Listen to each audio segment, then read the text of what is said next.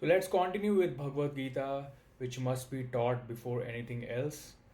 So it is not necessarily that they experience emptiness, because in my view, atheism is also of two types: closed in itself and flowing outside.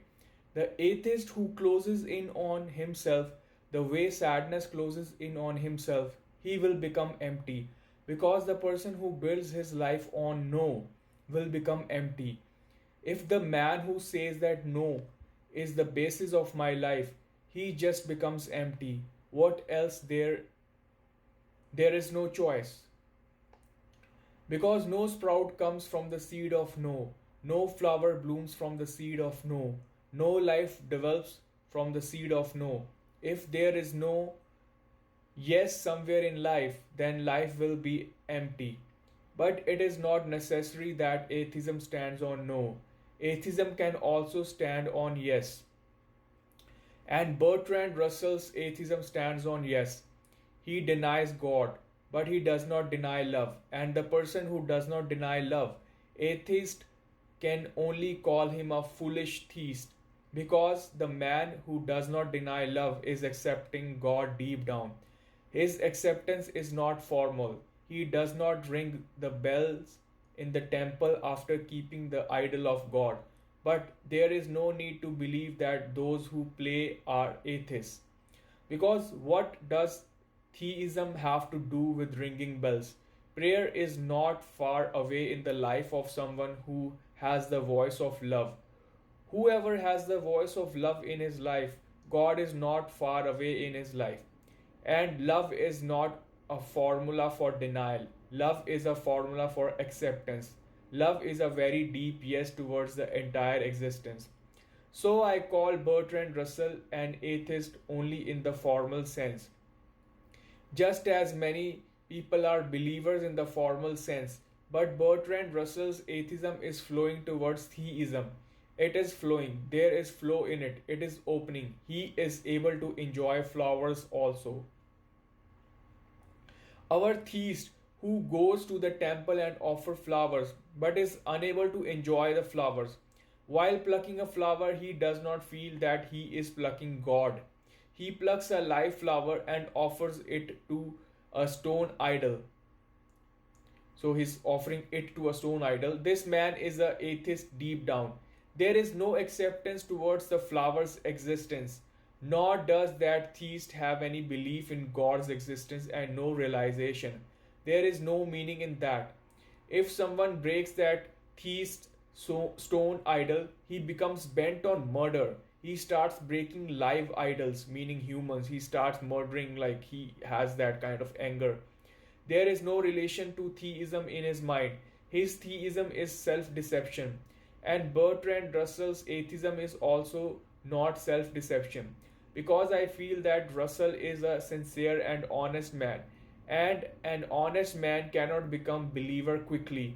Only dishonest people can become believers quickly. Because a more dishonest person can found in that person who said yes to God without even searching. Who can find more self-deceptive person than the person who accepted an important concept like God after just reading it in a book? So it's a very deep concept. Because a more dishonest person can be found in that person who has said yes to God without even searching. So God is not a child's play. God is not related to what is written in the books. God does not have to do with the principles taught by our parents. So it doesn't have any relation what our parents just told us. God is great vital search and pain of life. There is great anguish. God will be available with great sadness, having gone through the great labor, through great penance, through great denial, through great sufferings, through great emptiness, with great difficulty, perhaps the journey of many births, the journey and search of births and the wandering of births and the failures of the births. Then perhaps after all this labor pain comes that experience which gives theism to the personality then. Having gone through great labor, through great penance, through great denial, through great suffering, through great emptiness, with great difficulty, perhaps the journey of many births, the journey and the search of births, and the wanderings of births, and the failures of births, then perhaps after all this labor comes the experience which gives theism to personality. Then later you will realize you are the one who will reach the God level.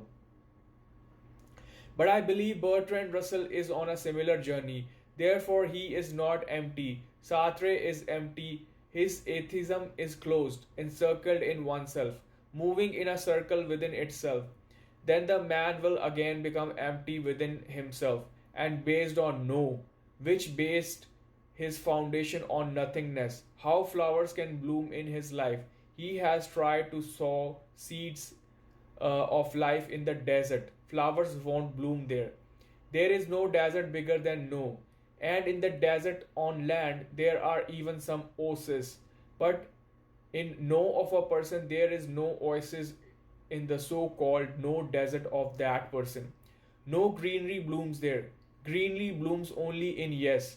Only a theist believer can be completely green. Only a believer can be complete. Only a believer or theist can have access to flowers, not an atheist. But atheism can be of two types, and theism can also be of two types. Atheism becomes dangerous when it becomes self contained, and theism is dangerous when it is borrowed. The danger of theism lies in borrowing. The danger of atheism lies in becoming closed in oneself. All are borrowed theist believers on earth. If you don't have the honesty to even be an atheist, then the huge step of being a theist believer is absolutely impossible. I believe that atheism is the first step to becoming a theist. Teaching is atheism. The practice of saying no is preparation for saying yes. And the one who never said no, how much strength will be there in his yes? And the one who has never mustered the courage to say no, how much life, how much soul can he have in saying yes?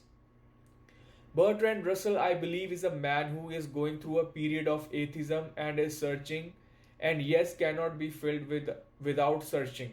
So he is right on his path. It is religious. I call Russell an atheist but religious.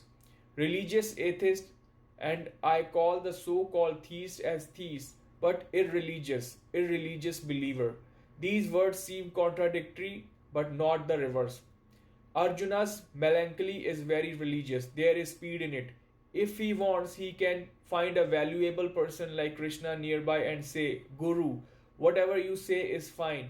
We will fight. But he says no, struggles with Krishna. The courage to fight Krishna is not ordinary. In front of a personality like Krishna, one has the mind to say yes easily. It hurts to say no to a personality like Krishna. It hurts even to raise questions from a personality like Krishna. But Arjuna goes on asking and goes on asking. He hides the personality of Krishna. Arjuna doesn't leave his questions behind. There is no fear in Arjuna's mind regarding what someone else will say. Arjuna says, I am disbelieving, I have doubts, I raise questions. I am not a believer. If you have found a person like Krishna, accept him as your guru and just follow him, then theism becomes borrowed.